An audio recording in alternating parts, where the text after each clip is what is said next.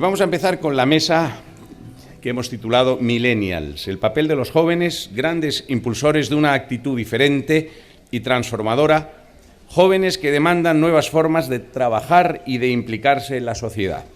¿Cómo tienen que configurarse las organizaciones para comprometer y gestionar el talento de los millennials? Antes de todo esto, yo le voy a pedir a Carla Pérez, directora de Comunicación y del área de jóvenes de la Fundación, que os dirija unas palabras. Aquí está Carla. Bueno, muchas gracias, Michi. Muchas gracias a todos los que todavía seguís aquí acompañándonos en esta jornada tan importante para nosotros. Yo tengo unas palabras muy breves, pero sí importantes, que creo que quiero compartir y toda la Fundación queremos compartir con vosotros. El trabajo que desde la Fundación hacemos con los jóvenes tiene una misión importantísima. Nosotros queremos construir una sociedad con jóvenes que en el futuro sean directivos de empresas capaces de construir entidades y empresas donde las personas se desarrollen totalmente y plenamente, tanto en su parte profesional como en la parte personal, ¿no? Hay una anécdota que no queríamos dejar de contar.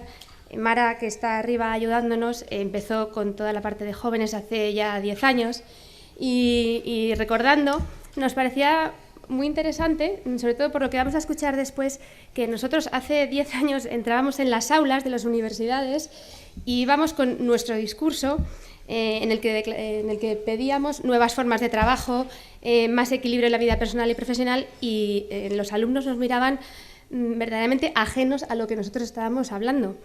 ¿Qué pasa hoy, 10 años más tarde? Que, como vais a escuchar en breves momentos, sois los jóvenes quienes estáis demandando, exigiendo a las empresas estas nuevas formas de trabajo. Con lo cual, esto nos enorgullece enormemente, nos hace muy felices y además personalmente nos parece una gran oportunidad poder compartir con esta nueva generación una ilusión y un proyecto de futuro y de sociedad nueva. Todo el trabajo que hacemos, por supuesto, no lo hacemos solos y no sería posible sin el apoyo de administraciones públicas como el Injuve, sin empresas como el Corte Inglés, que lleva ya más de 6 años apoyando el área de jóvenes, sin la Universidad Francisco de Vitoria, grandes entidades y grandes corporaciones, pero también con el apoyo de pymes y ONGs que apoyan esta labor con los jóvenes de miles de maneras. Quería dar las gracias especialmente a Lucania Gestión, a RAVE Integra, a Fundación Telefónica Unlimited, que también colabora este año con nosotros, a corresponsables que nos llevan apoyando ya muchísimos años, ¿no? Este apoyo, afortunadamente para todos, se traduce en hechos reales, se traduce en números y en impacto real. Porque nosotros podemos decir que ya hemos impactado, hemos sembrado nuestro pequeño granito de arena en más de 6.000 jóvenes. Hemos visitado y hemos llegado a más de 100 universidades, entidades y centros de emprendimiento, lo cual nos hace muy felices y sobre todo nos realiza como fundación. Pero lo que es mucho más importante para nosotros son los más de 500 proyectos que han pasado por nuestras manos a lo largo de estos años. Proyectos que en algunos casos se quedaron en proyectos, pero proyectos que, como veremos ahora, han salido adelante. Y han salido adelante no solo por nuestro apoyo, sino por el apoyo de la gente que nos ayuda a nosotros. Esto es importante porque estamos creando una red de jóvenes que en el futuro serán jóvenes más humanos, ¿no? Son jóvenes que cuentan con nosotros. Especialmente hemos traído aquí los finalistas del Premio de Jóvenes del año pasado. Son proyectos que os puedo decir que el 90% de los proyectos que quedaron finalistas el año pasado se han convertido en empresas, lo cual nos enorgullece muchísimo. Y hoy tenemos con nosotros a Jaime Millán, que es uno de los finalistas del año pasado. Está también Miguel, del proyecto iGlobalMed, que nos acompaña también en la jornada. Por tanto, y para finalizar, quiero decir que me gustaría afirmar, y creo que estamos bastante tranquilos afirmando que nuestra y vuestra generación no es una generación nini, sino es una generación sisi, como Pablo dice, efectivamente, una generación que definitivamente cree que las cosas pueden cambiar, que realmente cree en la responsabilidad social corporativa, que las empresas tienen que ser socialmente responsables y, lo que es mejor, ellos son los que están construyendo estas nuevas empresas socialmente responsables.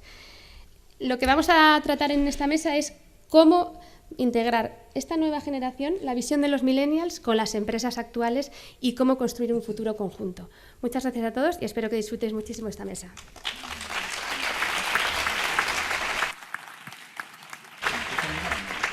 ¿A mí se me escucha? Ahora, bien. Bueno, aquí estamos de vuelta. Esperemos que todo el mundo haya aprovechado el descanso para comer y coger fuerzas para lo que viene ahora. Bueno, nosotros, como bien comentaba Carla, el objetivo de esta mesa redonda es un poco comentar qué está pasando ahí fuera y sobre todo qué está pasando ahí dentro de las grandes corporaciones y cómo se están teniendo que transformar, viendo un poco la ola que decíamos antes que está viniendo y sobre todo además con gente como lo son con Fabián o Jaime para que den su propia perspectiva y experiencia de lo que está pasando en ese sentido. Antes de nada voy a presentar a todas las personas que me acompañan aquí, empezando aquí a mi izquierda, don Rubén Urosa, director general de Injuve, justo al lado Rafael Monjo, y tengo aquí mi chuleta, director de Orientación e Información Universitaria de la Universidad Francisco de Vitoria. Justo al lado Pablo Tauroni, responsable de Relaciones Laborales y Prevención de Riesgos Laborales en el Corte Inglés. Al lado el genial Fabián León, finalista de MasterChef 2013 y fundador de Food in the Box, que luego nos comentará de qué va. Y por último, pero no menos importante, Jaime Millán, como bien comentaba Carla, fundador de Help Up y finalista Premio Jóvenes Emprendedores Más Humanos 2014. Por empezar un poco a hablar del tema, a mí me gustaría, Fabián, preguntarte, como todo el mundo conoce MasterChef, que nos contaras un poco cuál ha sido tu experiencia, qué es Food in the Box, además, que creo que es una cosa muy chula que todo el mundo debe conocer, y cómo ves tú que está cambiando la forma en la que la gente joven no solo entiende el trabajo, sino la forma en la que lo hacemos. Bueno, más allá al final de explicar un poquito el paso por MasterChef, que al final pues la gente conoce la parte show, ¿no? La parte televisión y la parte reality, por decirlo de alguna manera, yo creo que es más interesante, sobre todo más adaptado, ¿no? a la temática de esta mesa redonda, hablar de cómo una experiencia como esta, que fueron al final pues lo que comentábamos antes entre nosotros, 4 meses donde nos aislaban del mundo exterior, no teníamos ni internet, radio, prensa, televisión, ni contacto con familiares, ni amigos, era absolutamente todo cerrado ahí. Cómo al final acaba cambiando la concepción y sobre todo la perspectiva de visión de vida, ¿no? Y cómo me hace darme cuenta, en este caso a mí, que al final lo más importante es algo que ha dicho Pablo hace un momento en su ponencia, que es la actitud. Cuando entro en el programa intuía, tenía algunos reflejos, ¿no? de por dónde podía ir, pero una vez que acaba el programa sé perfectamente por dónde tengo que ir y por dónde tengo que seguir. Y eso es gracias a una cosa que se llama actitud. Recalco el tema actitud porque al final en todo el programa se acaba viendo, ¿no? como aquella persona que tiene evolución, que tiene actitud, que no tiene que venir de un estrella Michelin, que no tiene que venir de una persona, porque por ejemplo en nuestra edición había gente que sabía cocinar mejor o que tenía mucha más experiencia y es, por decirlo de alguna manera, yo podía venir del tercer mundo en el sentido de que no tenía ningún tipo de... llevaba 2 años cocinando y otra persona que quizá llevaba pues, toda la vida cocinando pues se pudo quedar por el camino precisamente por esa actitud, ¿no? Entonces, me ha gustado mucho lo que has dicho, Pablo, porque yo creo que va por ahí la cosa. Es decir, por un lado, el hecho de la actitud, quizá esa presión que durante todo el programa se va ejerciendo sobre la persona, pues hace que al final pues, tú tengas las cosas mucho más claras, tengas una consecución de objetivos, sepas valorar más ciertas cosas, y no solo eso, sino que también pues, al final se trata de eso, ¿no? de saber valorar lo realmente importante y de que esa presión te afecte de manera positiva. Entonces, la actitud es clave, eso es lo primero de todo. Más allá de eso, una vez que salgo del programa, es cuando empieza la vida, ¿no? De nuevo otra vez, pero es totalmente diferente a cómo se concebía desde entonces, ¿no? Si algo me ha dado el programa, más allá de la fama, que es algo efímero, y de conocer gente, que es algo que me llevaré para siempre, es el hecho de, como decía, de haber cambiado la visión de la vida. Ahora, cuando salí del programa, hace 2 años, en ese momento me planteé muchas cosas, empecé a pensar y dije, ostras, Fabián, hay un reto importante. Y es un reto que quizá no estás a la altura o quizás sí. La gente cuando llega a su casa, yo venía, y bueno, sigo estando en un piso de estudiantes, la gente cuando come, sobre todo nosotros quizá no, pero la gente joven refiriéndome a gente entre 16 y 22 años, perdón, el postadolescente, ¿vale? El postadolescente, incluso un poquito más, no tiene la tradición que nos daban nuestras abuelas y nuestras madres hace un tiempo, sobre el cual nos metían en cocina y se empezaba a cocinar, ¿no? Hoy en día, mucha gente no sabe hacer unas lentejas, no sabe hacer un guiso, no sabe hacer... que no me parece mal, pero va al supermercado y compra directamente una pizza precocinada. Y directamente se la hace y dice, ostras, ya he comido, ya está. Y tienen la comida, no tienen la gastronomía como algo transitorio y algo por lo que hay que pasar 3 veces al día, pero nada más. Y cuando quieren comer bien, van a un restaurante y tal. Entonces empezamos a pensar y dijimos, ostras, la gente no se alimenta bien. La gente tiene falta de conocimiento de alimentación. Pero no solo eso, sino que es un problema que está trayendo 2 grandes epidemias a nivel mundial. La primera de todas, y paradójicamente, o sea, son muy irónicas, ¿no? La primera de todas es la hambruna y la segunda, la obesidad. Son 2 epidemias que tenemos que empezar a controlar y que se producen en parte por esa mala alimentación, ¿no? Empezamos a pensar y a dar una vuelta a ver cómo podíamos hacerlo y dijimos, bueno, después de estos 2 años, tal, que yo la verdad es que he tenido la oportunidad de hacer bastante show cookings y tal y conocer a la gente, nos dimos cuenta de que había una cosa que es intrínseca en toda la sociedad y en todos los ámbitos. El mundo lo mueve la actitud, pero el mundo se para por pereza. La pereza es la que hace que muchas cosas no se lleguen a crear, ¿no? Y al final eso es de lo que nos dimos cuenta y por eso surge Food in the Box. Food in the Box intenta eliminar todas esas barreras que producen esa pereza. Al final, esa pereza viene dada por 3 cosas. La primera de todas, yo no tengo tiempo. Llego muy tarde a casa o llego tal, yo no tengo tiempo de ponerme a cocinar, prefiero ir al supermercado a coger un precocinado. La segunda es, no sé cómo hacerlo. Yo no sé hacer un risotto de espárragos con tal, con lo cual no lo voy a hacer. Y la otra es pensar que comer sano es caro, porque vivimos en una sociedad donde el eco pues quizá vale un poquito más caro que el resto, ¿no? Dijimos, ¿cómo podemos hacer eso? Entonces, lo que pensamos es en eliminar todas esas barreras. Antes no lo permitía la tecnología, pero dijimos, bueno, si a día de hoy ya lo permite la tecnología, ¿por qué narices no se está haciendo? Entonces, empezamos a idearlo y empezamos a montarlo. Food in the Box, para que os hagáis una idea, y ya con esto acabo porque al final esto parece más un pitch. Para que os hagáis una idea, imaginaros un bizcocho limón. El bizcocho limón de las abuelas, de las madres, que se raya el limón, tal, no sé qué. Pues imaginaros que metemos todo eso en dosis pesado y medido dentro de una caja con una receta paso a paso. En vez de ir al supermercado a comprar por producto, compramos por receta.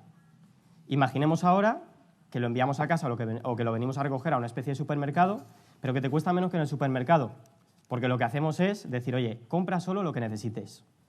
El resto, déjalo. Tú no necesitas un brócoli entero cuando te vas a comer la mitad y el resto se te va a poner malo, sabiendo que cada europeo tira 274 kilos de comida al año, que es muy fuerte. Entonces, claro, dijimos, ostras, esto podemos hacerlo. Y lo que tenemos pensado a final de año es llegar a un megacatálogo de 5.000 recetas, donde cualquiera pueda comprar su receta online o directamente allí, que te la hagamos y que en un periodo de 2 horas la tengas en casa. Y eso es Food in the Box, más o menos, en grandes rasgos. Pues ahí lo tenéis. Y para los mayores, claro. Bueno, aquí una de las cosas que comentabas antes justamente era lo de la actitud, cómo cambia eso en la gente joven. Y antes de pasar al siguiente, tú sigues estudiando a día de hoy, estás estudiando comunicación, ¿no? Si no me equivoco. Sí, publicidad y relaciones públicas. Exacto. Aquí en Madrid, justo lo que he dicho yo, además. Aquí en Madrid, además, ¿cómo combinas tú eso de estudiar y seguir haciendo tantísimas cosas para dar ahora el salto a cómo las empresas están viendo ese tipo de perfil de gente nueva que viene a sus organizaciones? Yo creo que es algo al final mucho más sencillo de lo que parece, ¿no? Yo me estoy dando cuenta, y lo comentaba precisamente antes en este pequeño break, que al final de lo que me di cuenta yo cuando salí del programa, incluso antes, es el hecho de que, bueno, vamos a ver, en la universidad se dedica más o menos 3-4 horas en una carrera, estoy hablando de sociales, ¿vale? No en una carrera científica donde tienes que hacer prácticas y demás. Se dedican 3-4 horas al día a formación, a ir a la universidad, a formarte, a escuchar, a apuntar, tragar y vomitar. Porque básicamente muchas veces se trata de eso, ¿no? Digamos que en ese momento sale el estudiante, va a casa, come y tiene la tarde entre comillas libre, o bien para ponerse en la tele a ver el sofá, ponerse en el sofá a ver la tele, la dislexia a veces, o incluso el hecho de decir, bueno, pues ya está, pues sigo con mi vida y vamos como a la deriva, ¿no? El cambio que se está haciendo ahora y que yo creo que cada vez se está notando más es la proactividad. El hecho que decíamos, ¿no?, de la actitud. el hecho de decir, oye, pero ¿por qué si salgo a tal hora tengo que ponerme, desaprovechar, ¿no? ¿Por qué no puedo hacer otra cosa? Yo, por ejemplo, ahora lo que hice el año pasado, cuando justo en diciembre, cuando empecé a montar Food in the Box, decir, bueno, pues vamos a echarle un par, vamos a tener un poquito más de esfuerzo, ¿no? Porque al final es capacidad de sacrificio. O sea, es capacidad de sacrificio y no hay nada más. Y decir, bueno, pues en vez de hacer un curso, vamos a hacer 2 cursos. Hice segundo y tercero a la vez, ahora justo lo he acabado. Y aparte montar food. Y vamos a intentar hacerlo. Y al final se ha podido. Es cuestión de actitud. ¿Y cómo se relaciona eso con las grandes empresas? Pues yo creo que lo primero y lo que hay que tener muy en cuenta es que a nosotros a día de hoy, sinceramente, yo creo que no nos interesa tanto la parte económica y la parte sueldo como la parte motivacional. Nosotros somos conscientes de que no somos un punto aislado en el mundo, sino que todos estamos conectados y que al final, era lo que decías antes, ¿no? Todo el mundo es su propio crack y tiene que creérselo. Entonces, eso es muy importante. Más allá de una retribución económica, más allá de tal, es la cuestión no de sentirse útiles, sino de decir, ostras, tengo potencial para cambiar el mundo. Y eso es fundamental en una gran empresa. Y en ese sentido, Rafael, desde el punto, claro, lo que decía de tragar, escupir y llegar a casa al sofá, a la televisión, que desde el punto de vista universitario, desde el punto de vista de la formación, entendiendo ese nuevo perfil de gente joven que somos nosotros y cómo cambiamos ya no solo la forma de ir o no a la universidad, sino la forma de aprender desde que nacemos, porque ya al final es una cosa que uno no deja de aprender nunca y es una cosa que antes sí se pensaba que pasaba. ¿Cómo desde, por ejemplo, la Universidad Francisco de Vitoria estáis cambiando las cosas o se estáis transformando para adaptaros a ese nuevo perfil de aprendiz, por así decirlo? Bueno, lo primero es decir que Fabián no estudia en nuestra universidad. No. Error. Entonces también habría... Y sí, error, porque además estuviste error. con nosotros en un summer school y luego no te quedaste. Sí, pero bueno, te fuiste a Masterchef, cada uno a lo suyo. Bueno, pues vamos a ver. Y perdóname, una de las cosas que está, por ejemplo, sucediendo hoy termina selectividad, ¿no? Hay decenas de miles de estudiantes madrileños, terminan hoy en un sistema educativo cuyo paradigma de éxito es lo que contaba antes Fabián, ¿qué sabes? ¿No? Y además así se establece, más o menos. Eres capaz de aprender una serie de cosas, luego eres capaz de poner de manifiesto que te las sabes tal cual se te contaron y además que las cuentas igual que te lo han contado. Y además hay otro componente para el éxito escolar, vosotros no, porque vais a un colegio que además tiene metodologías docentes que van enfocadas a otras capacidades, pero en general el sistema lo que prevé son dos capacidades, que es retener, memorizar y repetir. Porque, por ejemplo, matemáticas, ciencias, dibujo, de lo que se trata es, si tú reiteras mucho la tarea, al final eres capaz de hacerla de un modo virtuoso. Y eso está hecho así, no es necesariamente malo, esto es como es, ¿vale? Esto hace que hay personas capaces de muchas otras cosas que esto no se les da bien, o no se les da bien o no les apetece. Y entonces se enfrentan a una prueba que no les permite hacer aquello y estudiar en la universidad algo que les habilitará para otra cosa. Claro, en el sistema educativo español le preguntamos al chico qué quieres estudiar, pero cuando acaba la carrera, con 22 años, le quedan 48 años de vida profesional. 48, ¿eh? Si nos van a jubilar a los 70, mi padre se acaba de jubilar con 70, es notable, pero habrá gente que más. 48 años y nadie te vuelve a preguntar qué quieres saber. Claro, ¿qué ocurre? Que es que lo que tú haces para los demás no se fundamenta solo en lo que sabes. Antes sí, porque el conocimiento o estaba en una biblioteca o estaba en la cabeza de alguien, pero ahora mismo el conocimiento está al alcance de cualquiera. Si nos seguimos empeñando en enseñar como nosotros sabemos y no en enseñar como aprenden los alumnos, ni siquiera en enseñar lo que necesitan para ser capaces de desarrollar algo de lo que también hablabas, que es talento, entonces tenemos un problema. Fíjate, yo lo siento usaros a vosotros, o a ti en concreto, ¿no? Decía, otra de las experiencias que tenemos es que vienen muchos padres con sus hijos y nos preguntan, oye, que no sé qué puede hacer el chico, tiene una duda, y la duda se condensa en algo que llamamos vocación. Decía Aristóteles que la vocación es el lugar donde se encuentran tus dones y las necesidades del mundo, ¿vale? Tú tienes un don, ya has determinado que existe una necesidad. ¿Y cuál es el camino del sentido para ti? Poner ese don al servicio de la necesidad del otro. Eso, en principio, sería lo que hacemos cualquiera de los que nos dedicamos a proveer un servicio para los demás, desde cualquier punto. Me da igual que sea un servidor público, un emprendedor, alguien que trabaja en una corporación. De hecho, no sé si conocéis, el ordenamiento jurídico español no deja que una empresa se inscriba en el registro si no ha determinado cuál es su objeto social, es decir, a qué se dedica. Por tanto, hay quehaceres que constituyen bienes que otras personas reciben y otros nos dedicamos a proveer eso. Pero claro, si eso lo haces fundamentado en lo que sabes y no en lo que sabes hacer, tienes un problema. Pero fíjate lo que decías antes, la actitud. ¿Qué es la actitud? Perdón, porque yo soy profesor de Filosofía del Derecho, como sabéis, es una asignatura ágil, dinámica, divertida. Tienes todos los días a los alumnos de un lado para otro levantando la mano. despertándose unos a otros, pues la actitud es la predisposición a un bien. Se define así, ¿no? O sea, ¿a qué estoy yo predispuesto? Claro, tú imagínate que fuera verdad que tú tienes un talento, un don que has recibido, y que existiera una necesidad para la cual este talento fuera lo más apto, ¿vale? Olvídate de que el talento es algo que tú desarrollas primero. Para empezar, es algo que has recibido, porque tú cuando naces tienes una serie de talentos que alguien te los ha dado. Otra cosa es que los tienes que descubrir, los tienes que trabajar 4 meses o 6 meses, o en esas horas en las que tú no te tumbas en el sofá y los pones a trabajar enfocado no solo en lo que eso te va a retribuir a ti, sino que te va a retribuir porque sirve a otros, porque hace el bien a otros. Esto para los servidores públicos es fundamental y por desgracia no lo vemos todos los días, ¿no? Pero es verdad.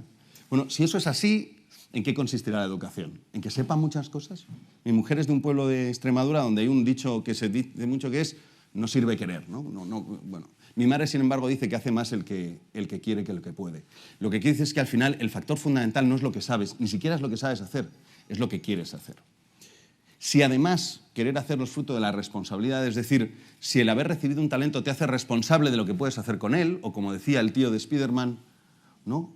Un gran poder implica una gran responsabilidad, recorrer ese camino con alguien que tiene el talento, mostrarle cuáles son las necesidades a cuyo encuentro puede salir y enseñarle a desarrollar ese talento sería el camino adecuado. Obviamente eso implica saber cosas, tienen que saber, por supuesto, o que saber cómo saber, ¿vale? Claro, oye, tú enseñas a la gente a cocinar. De algún modo lo haces. La 4ª vez que hayan cocinado la X receta ya lo sabrán hacer, no necesitan las instrucciones, conocerán. De tal manera también estás generando conocimiento sobre la cocina, ¿no? Lo que quiere decir, entonces, ¿qué hacemos nosotros? Bueno, desde el punto de vista más básico es, primero, hacerles conscientes de qué es el mundo. Segundo, hacerles conscientes de cuál es su don. Y tercero, unir los puntos. En ese sentido, hay una serie de materias que forman parte de la formación universitaria desde el principio de los tiempos que hoy en día se van olvidando, que son las humanidades. Decía el director del MIT hace unos 20 años, le preguntaban, oiga, ¿cómo puede ser que el Instituto Tecnológico de Massachusetts, la primera institución del mundo en tecnología, tenga como obligatorio un 30% de materias de humanidades? Y el rector respondía, porque enseñamos a las personas a resolver problemas del hombre.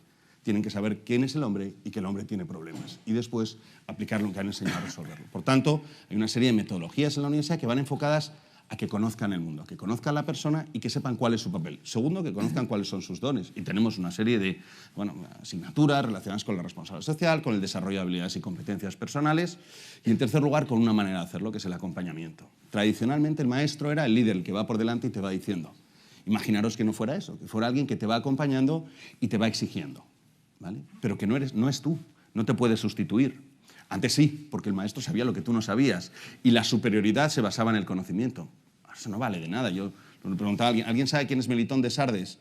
Cuando yo era pequeño, si me lo preguntaban, tenía que irme a casa, abrir la Espasa o la Larousse, mirar, sintetizar, escribir, y el lunes llegaba al colegio y le contaba. Y no os podéis ni imaginar el interés que suscitaba Melitón de Sardes. El mismo más o menos que mi asignatura ahora mismo. Bueno, pues ahora mismo no hace falta. Si yo cojo el teléfono y miro, en un segundo tendré 2 millones de respuestas. El conocimiento es otra cosa. Por tanto, eso lo que procura es una oportunidad. Y eso es lo que nosotros intentamos. Y estoy seguro que también un poco la Universidad de Fabián, que también les conozco, es una universidad, pero esto depende de la libertad del alumno. Entonces, yo puedo proponer muchas cosas al alumno. Si el alumno no quiere, yo lo que no voy a hacer es sustituir su voluntad. ¿Y cómo es ahí la relación con el mundo corporativo, entendiendo este nuevo perfil y sobre todo cómo aprenden de forma tan diferente y tan loca, por así decirlo? ¿Cómo es? O sea, al final, supongo yo que entendiendo que esa gente, mucha de esa gente va a acabar trabajando en organizaciones donde convive gente de otras generaciones con una visión distinta del trabajo, de la forma de convivir, etcétera, cómo desde una universidad, desde el punto de vista educativo, se puede no solo hacer que esa gente aprenda, sino también que el mundo corporativo esté preparado para ese nuevo perfil. O sea, digo, yo creo que se hace de 2 maneras. Uno, dándonos cuenta que la empresa va por delante de la universidad. Y esto es un drama en general en España. España tiene un montón de problemas y nadie gira los ojos hacia ninguna universidad esperando que aportemos la solución a los graves problemas de la humanidad. Lo que muchas veces esperan quienes vienen a la universidad, a todas las universidades, es conseguir un puesto de trabajo. Pero la empresa va por delante. Esta es nuestra experiencia. Es decir, aquellas empresas en las que nosotros querríamos que trabajaran nuestros alumnos y que nuestro departamento de prácticas y empleo fantástico trabaja con ellas, son empresas que normalmente nos dan además las pautas de cuáles serían los parámetros con los que tenemos que trabajar. Tampoco es una manera tan loca, no es que nuestros alumnos estén en Google, con perdón, si hay alguien de Google en la sala, no tenemos toboganes ni bolas muy grandes de colores, lo que tenemos son personas que acompañan a personas en el camino del aprendizaje, ¿no? Entonces, lo que intentamos es que la inserción laboral se realice en virtud de las habilidades y de las competencias del alumno. Es decir, no mandarle solo al sitio en el que mola estar porque tiene un gran nombre o es una consultora con siglas, sino aquel sitio donde van a sacar el máximo de su talento. Y entonces lo que estás encontrando es el cruce adecuado, porque lo que haces es trabajar con la empresa también para el desarrollo del talento. Obviamente en las empresas tiene que haber tutores que hagan un seguimiento en la evolución y además que les traten como alguien adulto y responsable, aunque en las primeras semanas sean adultos irresponsables haciendo fotocopias o poniendo cafés, pero teniendo la oportunidad de demostrar poco a poco que hay un hueco para ellos y son capaces de encontrar el desarrollo de su don en esa empresa. Y además, lo hablábamos antes, el problema tan grande que hay, de ese encontronazo que se produce en las grandes empresas de hoy, cuando se incorpora gente de los 18 a los 25 años, o quizás más 20, 25, y se encuentran que hay gente con una mentalidad totalmente distinta, de gente trabajando de 50, gente que se va a jubilar, gente con 35 que no comparte la misma visión. Ya no solo cuestión de la forma en la que entienden el trabajo, sino también pues todo, es decir, esa capacidad digital, de entender todo mucho más conectado, mucho más global. Eso, en una gran corporación, como puede ser, por ejemplo, el caso del Corte Inglés, ¿cómo vosotros sois capaces de no solo atraer ese talento, sino que además, cuando entra, que todas esas formas de entenderlo puedan convivir? Bueno, yo primero estoy molesto porque me hubiese encantado subir ahí. Lo que pasa es que cuando llevamos corbata nos sentimos un poco como diciendo ahí. Bueno, vamos a ver. Nosotros, en la última encuesta realizada el año pasado, entre aproximadamente 20.000 universitarios y 1.700 profesores docentes para People Master, fuimos elegidos dentro de las 10 empresas preferidas por los universitarios para trabajar en nuestra compañía.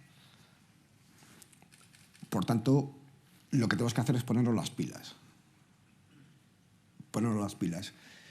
Nosotros somos una compañía donde tenemos no 3 generaciones, sino pueden estar coexistiendo en un centro de trabajo 4 generaciones. Chicos y chicas de 18, de 20 y tantos, 30 y tantos, 40 y tantos y 60 y tantos. ¿Cómo armonizamos todo eso? Primero, ¿cómo creemos que podemos orientarlo? Siendo atractivos. Nosotros, si tuviésemos una compañía que fuese como la película de Atrapado en el tiempo, El día de la marmota, donde te levantas constantemente y metes la pata, vuelves a aprender, al final de la película, si lo recordáis todos, Bill Murray sabía tocar el piano maravillosamente bien, ¿no? Te tienes que reinventar. Y para reinventarse tienes que ser atractivo. Atractivos, pero para todos, para los jóvenes, para los menos jóvenes, pero para todos los clientes y para el mercado de trabajo que supone la juventud. Hay que aprovechar ese potencial, esa coctelera, esa diversidad que supone no confrontar, sino interrelacionar los comportamientos de los jóvenes que empiezan a trabajar con la gente que tiene más experiencia. Es un potencial formidable. Es un potencial donde nosotros tenemos que intentar, primero, que como compañía seamos capaces de seguir siendo atractivos. Prueba de ello es en todo el tema online. Nosotros somos una página que tenemos más de 9, en nuestra página web mueve más de 9 millones de visitas. Por tanto, eso significa que seguimos estando ahí. Segundo, los trabajadores nuevos que entren, la gente joven, tiene que tener posibilidad de adaptar a nuevas realidades que antes eran absolutamente desconocidas. Eso significa que en una actividad como la nuestra, donde nuestro objetivo es dar que cada persona que acudáis a un centro comercial nuestro tenga una auténtica experiencia de venta y donde el cliente es un animal en peligro de extinción, cualquiera de ustedes tiene que tener la mejor atención con independencia de la edad de la vendedora o el vendedor que está ahí. Para eso tienes que también potenciar carreras profesionales, porque hay que dignificar la profesión de la venta. Antiguamente, cualquier trabajador era muy reticente a los cambios, es decir, cambiarle no solamente de un centro de trabajo, eso era una quimera, es decir, cambiarle a una trabajadora o a un trabajador de vender corbatas a vender otro artículo significaba una ruptura en su mentalidad. Hoy cualquiera de vosotros, cuando viene a trabajar en nuestra compañía, nos estáis diciendo: no tengo ningún problema no en desplazarse ya de un centro de Madrid al Extrarradio, de Barcelona a otros sitios, no, quiero trabajar en China. Es decir, eso es totalmente distinto, pero para eso también tenemos que aprovechar la experiencia de gente que sabe cómo también funciona esto, con respeto. Porque ese potencial es muy complicado. Gente que tiene más edad, las nuevas generaciones vienen con son absolutamente digitales. Nuestros medios son absolutamente digitales, pero tenemos personas en nuestra compañía pues, que no son digitales, pero aportan muchísimo valor. Y vuestra experiencia y vuestras ganas nos están ayudando a mejorar constantemente. Nosotros hace un mes, hemos logrado alcanzar en estos momentos donde todos los partidos están hablando de negociación, acuerdos, nosotros hemos alcanzado con todos los sindicatos, que es muy complejo en esta realidad social en la que vivimos, hemos alcanzado un acuerdo para mejorar un plan de igualdad y para ser la primera empresa en este país que no cotiza en el IBEX, pero que asume un compromiso con todos sus sindicatos, con toda su representación social, donde dice, oiga usted, durante el tiempo que va a durar esto, me comprometo a que el 50% de las personas que tengan que acceder a partir de un puesto de responsabilidad van a ser mujeres. Yo creo que quien esté desde fuera puede decir, eso me interesa, eso me gusta, eso es comprometido. Y bueno, son en esas ideas donde intentamos compaginar. Yo cuando entré en esta compañía tenía el pelo rizado como ahora, pero no con tantas canas, y llevaba tirantes y la gente me decía, joder, te van a echar. Pues joder, ahora, en donde estamos, tenemos gente que viene a hacer prácticas de distintas universidades y te das cuenta que te vas y dices, yo voy a hacer 50 años y digo, Dios mío, y yo me creía que era joven, pero yo cuando me han puesto ya en la mesa aquí, en la silla de los yayos, digo, jolín. Luego lo importante es estar, tener ganas. Es independiente tener 18, 30, 40 o 50. Tienes que tener ganas, te tiene que gustar. Y sobre todo, tú comentabas, Pablo, que me ha encantado, que la gente tiene que estar preocupada ya no es que esté preocupada con lo que pasa en África o en España, no, la gente tiene que estar preocupada porque aquí dentro hay mucha competencia y es importantísimo. Entonces, la gente tiene que ponerse las pilas, tiene que demostrar esas ganas de la manera más digna. Y, sobre todo, tienes que intentar que ser hacia los demás, hacia el exterior, un sitio que mole, que no sea casposo. Un sitio donde entres y digas, algo cambia poco, pero cambia constantemente. Y después Fabián comentaba el problema que significa no saber cocinar lentejas. Yo no sé cocinar lentejas, pero Fabián, además que tú nos has ayudado muchísimo a mejorar nuestra imagen en toda la repostería del Corte Inglés, hacemos unas lentejas en platos preparados formidables, donde podéis ir constantemente a ellas. Por ahí vamos, en esa línea, Pablo. Hay empresas a día de hoy, como por ejemplo, hay muchas de ellas, sobre todo en el sector tecnológico y digital, que están empezando a tener gente joven, igual que se tiene ese compromiso de 50% mujeres en los nuevos puestos que se van incorporando, hay empresas que están apostando por tener un mínimo de personas menores de 25 años en los altos consejos de dirección. Eso, por ejemplo, en una empresa como el Corte Inglés se hace, ¿encajaría? ¿Creéis que es bueno, que no tienen la experiencia suficiente? Mira, si me hubieses preguntado esta pregunta hace 1 año y medio, era complicado, no complicado, sino porque nuestro presidente, don Isidro Álvarez, falleció y, con la edad que tenía. Nuestro nuevo presidente es un hombre menor de 40 años. Entonces, estamos ahí. Estamos ahí, pero ojo, estamos ahí con él, con los de 40, con los de 30 y con los de 50. El problema es poner puertas al campo. Yo creo que eso es un error. Quien vale, quien chifle, es el que tiene que tirar para adelante, dentro de una economía de mercado, que es lo que nosotros defendemos. Y en ese caso, Jaime, tú antes de luego nos contarás un poquito sobre Help Up, pero ahora que está tan de moda esto de la innovación, del emprendimiento, hay tanta gente joven que quiere dejar un poco el mundo corporativo porque precisamente, como comentaba Pablo, lo ven casposo, lo ven aburrido, soso, sin mucho que aportar, y además que muchas veces pensamos que no nos van a dejar aportar y vamos a acabar sirviendo café. y no en la cafetería del Corte Inglés, sino peor, en la propia oficina.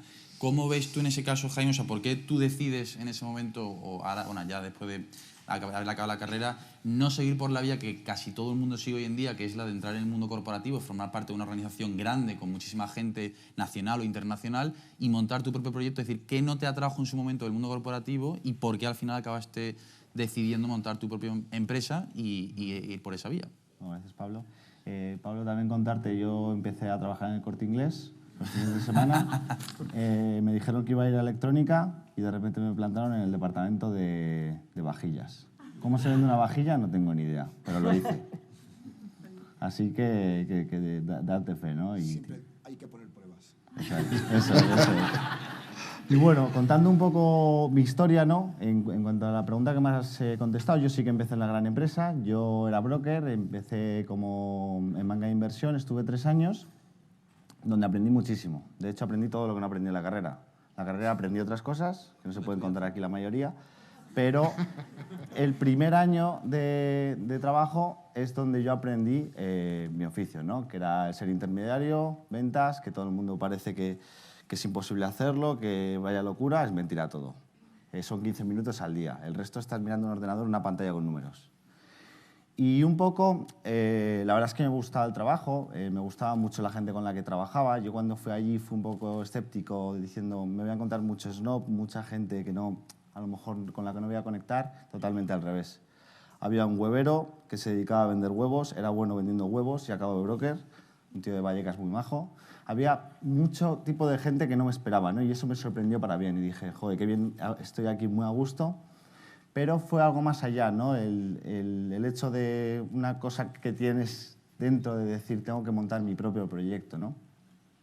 Me vino Pablo, que está mi socio, que está aquí, con el proyecto HelpUp. HelpUp es un proyecto que él me contó para hacer una plataforma donde los voluntarios pudiesen buscar proyectos y ya no solo eso, sino hablar entre ellos para contarse las experiencias que habían tenido de voluntariado, para poder ir a un sitio, poder buscar ayuda, sobre todo para poder ayudar, ¿no? Que es un poco lo que faltaba. Todos hemos querido hacer voluntariado y a la hora de ir a los recursos que hay ahora mismo veíamos muchos déficits, porque sí que hay directorios, sí que hay herramientas, pero no sabes exactamente qué es lo que tienes que hacer ahí, el compromiso que tienes que tener, un poco facilitar todo eso a través de la comunidad de voluntarios, ¿no? Y fue un poco eso lo que me dio pie a decir, bueno, dejo mi empresa. La verdad que fue un paso muy duro y todavía estamos saliendo del desierto. Que la gente no se crea que es fácil. Yo llevo 2 años y 2 años sacrificando muchas cosas. Yo antes tenía un sueldo. Mis amigos tienen un ritmo de vida que yo ahora mismo no puedo. Ellos se van a una terraza, yo voy al banco de al lado con una lata de cerveza y hago lo mismo, ¿no? Al final te tienes que adaptar, pero que sí que sepas que hay un sacrificio, ¿no? Y ya estamos viendo la luz al final del túnel. Nosotros ahora desarrollamos una aplicación para que todos estos proyectos que hemos abarcado, las empresas lo pueden ofrecer a sus empleados, puedan ofrecer proyectos de cultura corporativa, de acción social, que al fin la empresa ofrezca algo más al empleado, como hablabas tú, Fabián, que sea solo el puro económico, sino un ámbito de actividad social dentro de su propio trabajo. Y la verdad que muy contento, ¿no? Con esta experiencia, porque bueno, ha sido duro, pero si tú trabajas en lo que te gusta, si tú ves paso a paso las cosas que vas haciendo, ¿no? Al final te da igual las horas que eches, te da igual un poco sacrificar unos años de tu vida por abarcar o ambicionar un proyecto mayor. Y bueno, es un poco. Que ahí la experiencia que tenéis dentro de las grandes corporaciones cuando ofrecéis este tipo de un poco de eso, de actividades sociales y de voluntariado para que participen y que hagan más, que vayan más allá del propio, como tú decías, estar sentado delante del ordenador. Un poco cómo lo perciben eso las grandes corporaciones? ¿Lo ven bien? ¿Les encaja? ¿Creen que no es algo que aporte? ¿Lo ven algo más como antiguo y sin embargo la gente joven que cada vez está más interesada en esa vida profesional que también en muchos casos está muy fusionada con su vida personal? ¿Qué recibida estáis teniendo por parte de las corporaciones a día de hoy? La verdad que grandes corporaciones muy buena recibida. Sí que luego hay otras barreras, como pueda ser la tecnológica. A lo mejor no están preparadas para asumir una plataforma, una aplicación web que signifique un poco tocar, aunque simplemente es un código que pones tal, pero ya tienes 1000 barreras antes de decir, oye, aceptamos que pongas la aplicación, ¿no? Eso es un poco la barrera, pero sí que las grandes empresas llevan más tiempo gestionando este tipo de proyectos, organizando voluntariados corporativos. Ahora, si no haces una carrera solidaria, no eres nadie. Todo este tipo de actividades sí que llevan mucho más tiempo, ¿no? Pero nos está costando, sobre todo el tema del tiempo y alguna barrera tecnológica y de cultura, ¿no? de empresas más grandes que al final les cuesta más moverse, ¿no? Y sí que dar un pequeño apunte. Nosotros, sobre todo lo que queremos con esta aplicación también es llevar la responsabilidad social a todo tipo de empresas, ¿no?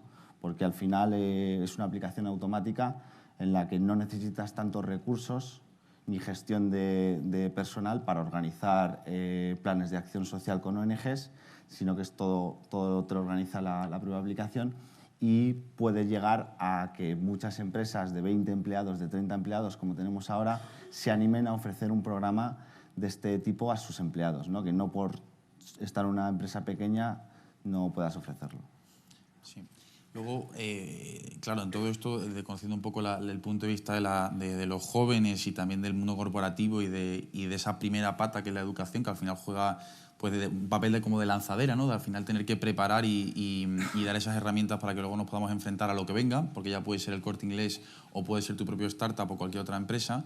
Aquí hay un papel que juega muy importante y es todo lo que es el mundo de la administración pública. Es decir, estamos ahora mismo en una etapa de muchísimos cambios, donde no solo las corporaciones se tienen que transformar, la gente joven venimos empujando muy fuerte con una visión muy distinta de las cosas, en todos los sentidos, y la administración pública, que suele ser criticada siempre porque va más lento, sin embargo hace muchísimas cosas y cada vez se implican más en ese tipo de cambios.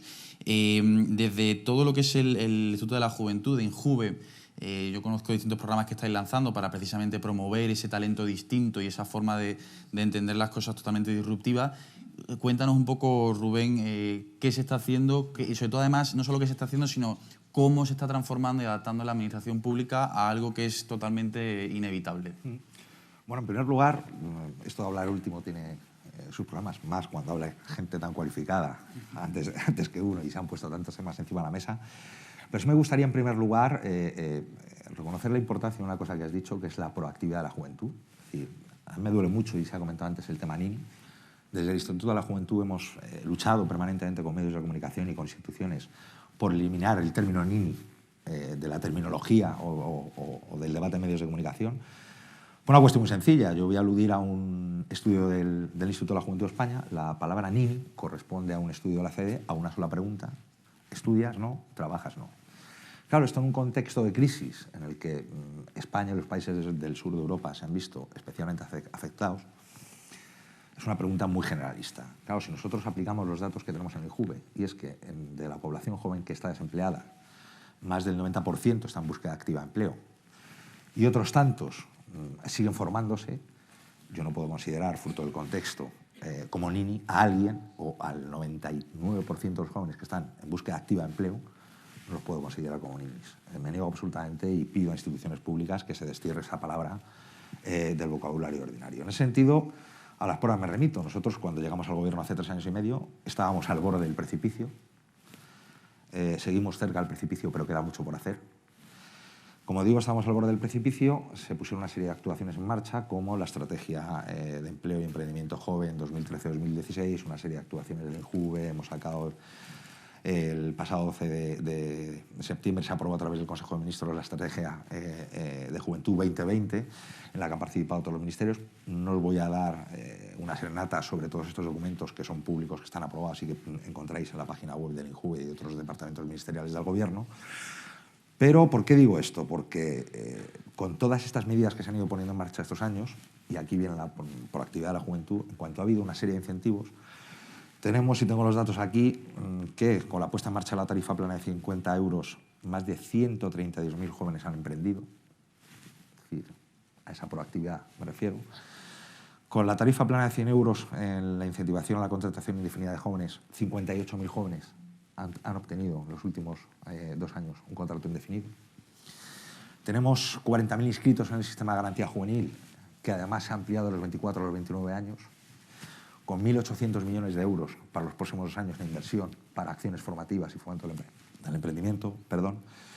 Y se han celebrado más de 340.000 contratos para la formación y el aprendizaje desde que se puso en marcha la estrategia de emprendimiento joven, 2013-2016. Con lo cual, en cuanto ha habido una serie de incentivos, se ha demostrado que tenemos una juventud proactiva, que tenemos una juventud preparada, que tenemos una juventud con ganas.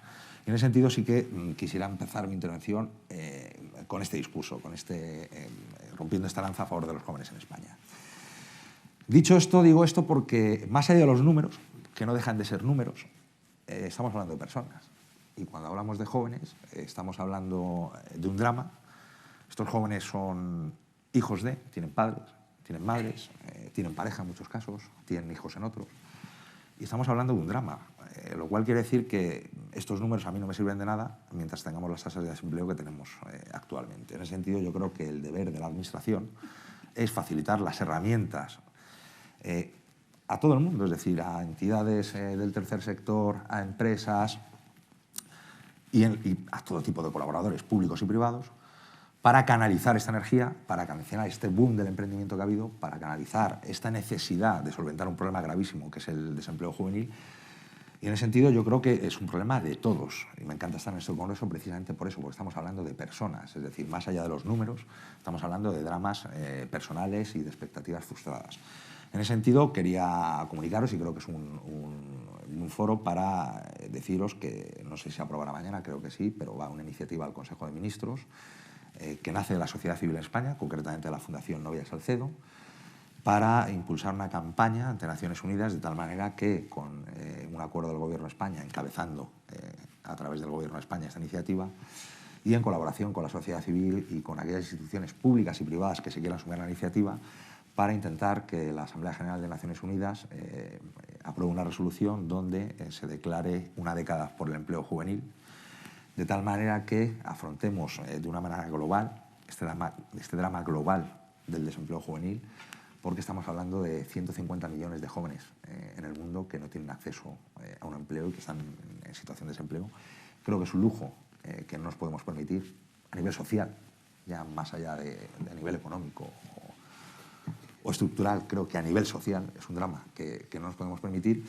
Y en ese sentido, pues ya digo que se han puesto en marcha determinadas actuaciones, no solamente desde la Administración General del Estado, sino específicamente desde el INJUVE, como el Certamen Nacional de Jóvenes Emprendedores, que este año se pondrá en marcha su 3ª edición y que tuvimos el honor y el orgullo de contar con la colaboración del jurado el año pasado de la Fundación Más Humano y de otras entidades.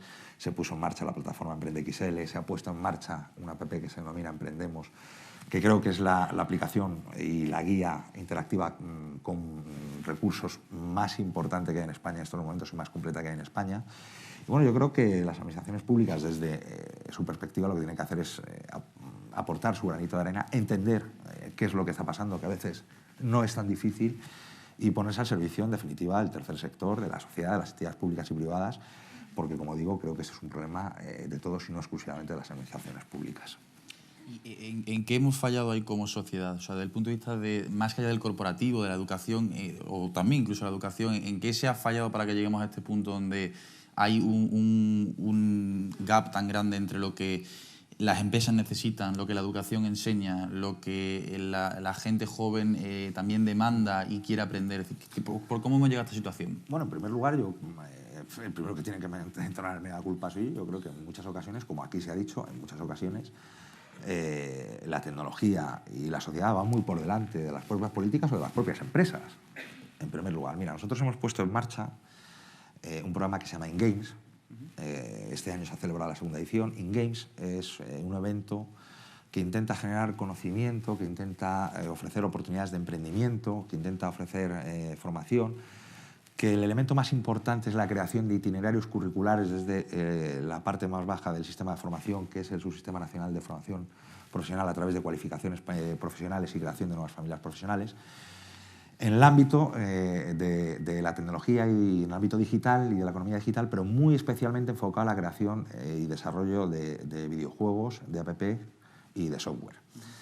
Estamos hablando que un informe de la Comisión Europea, de Nelly Cross, del año 2013, cifraba en 5 millones de empleos los que va a necesitar la Unión Europea en el ámbito de expertos digitales en los próximos 5 años.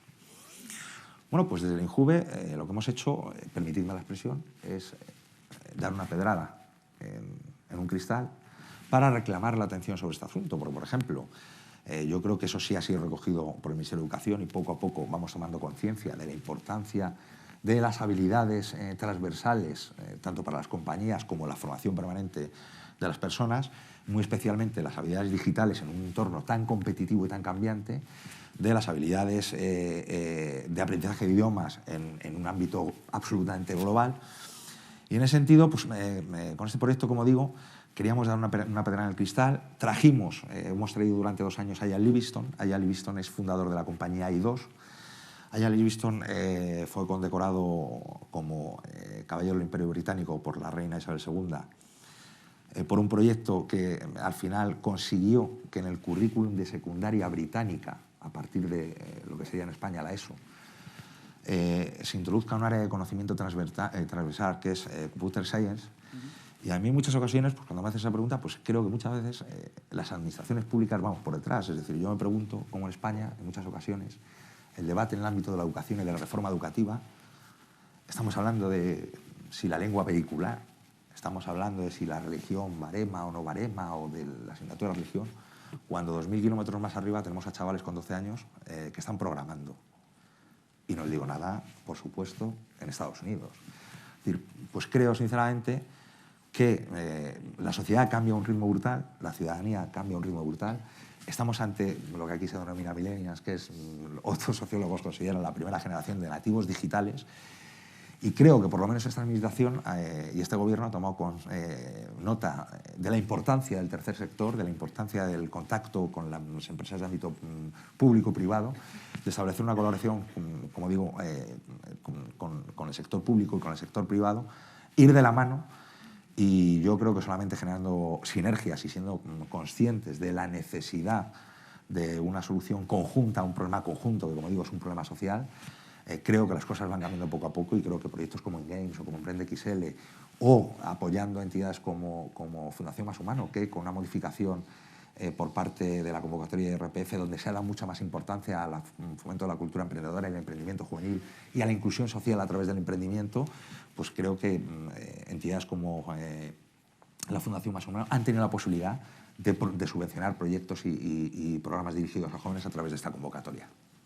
Hay, pues, bueno, una cosa que además quería preguntarle a Rafael muy brevemente, puede ser que este paro tan escandaloso y tan preocupante en cuanto a gente joven venga causado porque durante años y años y años han preparado a generaciones para un mundo que cuando han salido de ese ciclo bachillerato universitario se han dado cuenta que el mundo no iba de eso. Es decir, hemos estado durante muchísimo tiempo pensando que aprendíamos de una forma, que el mundo iba por un camino y cuando nos hemos dado cuenta que hemos salido el mundo iba por tantos caminos como uno quisiera y todo lo que hemos estado durante años y años de nuestra vida aprendiendo o estudiando en muchos casos no servía. Es decir, no...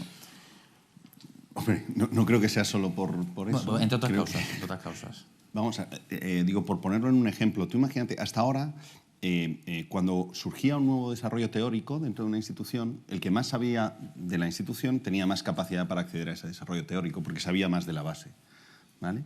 Pero esto, en los nuevos yacimientos de conocimiento, es totalmente distinto. Yo no me imagino a la persona que más sabe de ingeniería informática en una empresa dando un curso sobre redes sociales, porque es un tipo de conocimiento distinto. Echar la culpa o poner la culpa solo en uno creo que es demasiado simplista. Yo me acordaba, ahora pues me venía la imagen, nosotros somos 7 hermanos y yo me acuerdo que el día que ninguno, claro, antes cuando yo era pequeño lo del móvil y esto era, alguien antes preguntaba, ¿quién tenía un móvil hace tal? Yo cada vez me sentía más viejo, porque yo tuve el primero hace más de 20 años y funcionaba más o menos, ¿no? Salía una pantallita ahí con los números. No, pero yo recordaba cuando sonaba el teléfono y nadie estaba esperando la llamada, lo habitual era decir, pido no. Entonces, de repente había una sucesión de pídonos, pido no, pero el hecho de que nadie estuviera esperando una llamada significaba que esa llamada podía ser para cualquiera de nosotros. Yo creo que es un poco lo mismo, es decir, la realidad se nos ha impuesto, como decía ahora Rubén, y ha llegado. Y el problema es que los distintos agentes que estamos involucrados en esa realidad, incluidos los estudiantes, hay que decir que la universidad no es una especie de cosa que metas un trozo de carne y salga una salchicha, no, esto es una cosa viva en la que están los estudiantes y forman parte de ellos. Entonces, el pido no ha sido globalizado. Si yo pido no, pues o porque no estoy preparado, o porque mi estructura es demasiado grande, o porque no me apetece, o por lo que sea, ¿no? Entonces yo creo que efectivamente, si bien no es una de las principales causas, y no creo sinceramente que lo sea, no por exculpar a la universidad, porque además yo soy un outsider dentro de la universidad, creo que lo que tiene es la oportunidad de estar en la resolución del problema. Y por la vía de concienciar a las personas de que un puesto de trabajo no es una estructura estándar a la que debes acceder para tener la vida que quieres tener, sino que el planteamiento es otro, ¿no? Entonces, en ese sentido, desde luego, tenemos que seguir generando conocimiento, dando buena formación, pero haciendo consciente de que somos un nexo entre las necesidades de las personas y el talento residente capaz de resolverlo. Y otra cosa de las que habría que huir es de pensar que tú tienes la capacidad paternalista de detectar un talento, modelarlo y ponerlo a servir, porque si ese talento no quiere ponerse en juego, no se va a poner en juego, ¿no? Entonces, en ese sentido, hay una responsabilidad, sobre todo una responsabilidad de futuro, ¿no? Es decir, bueno, ¿y ahora qué hacemos sabiendo que esta es la realidad en la que vivimos? Yo quisiera aquí hacer un inciso porque veo gente muy joven, veo gente menos joven y gente menos joven, y en ese sentido sí quisiera decir que en este cambio tecnológico brutal, en este cambio más permanente, en este entorno competitivo, veo personas un poquito más mayores, solo un poquito, a las que creo que hay que dar las gracias. Que hay que dar las gracias, incluso está puesto en ese eslogan, porque en un mundo tan cambiante, en un mundo tan revuelto, en un mundo tan en continuo cambio, yo creo que hay que aprovechar su experiencia. Y creo que si hoy estamos aquí, se lo debemos a esa generación. Y en ese sentido creo que, como os he dicho, hay que potenciar mucho más dentro de la responsabilidad social corporativa de las empresas las dinámicas de trabajo en equipo, las dinámicas de trabajo intergeneracional, que los mayores puedan aprender de las nuevas habilidades y adquisición de competencias que tienen los jóvenes y que las tienen de una manera natural, los denominados nativos digitales, y viceversa, porque fijaros en el mundo tan agitado que estamos viviendo, no quiero hacer referencia a las últimas elecciones y a los pactos que todavía están encima de la mesa, pero en un mundo tan convulso, tan revuelto, creo que pueden tener un papel fundamental para poner calma, para aportar experiencia y para ayudarnos personas que hoy están aquí, a las que creo que debemos el estar hoy aquí y debemos el estilo de vida que tenemos y debemos el bienestar social del que estamos todos disfrutando. Yo aquí, bueno, por ir concluyendo, que queda ya poco tiempo, está muy bien todos los cambios, las transformaciones que hacen falta, todos los problemas, pero como al final lo que se trata es de aportar un mensaje de positivismo, de que las cosas van a cambiar, porque es lo que falta en este país. Desgraciadamente, yo comento, y así vendo yo mi propia casa, nosotros desde Pangea, nosotros lo que justamente queremos hacer es impulsar todo lo que he hablado antes a nivel mundial, de hacer llegar ese mensaje a gente joven, y por joven entendemos menor de 25 años, para que nadie se ofenda.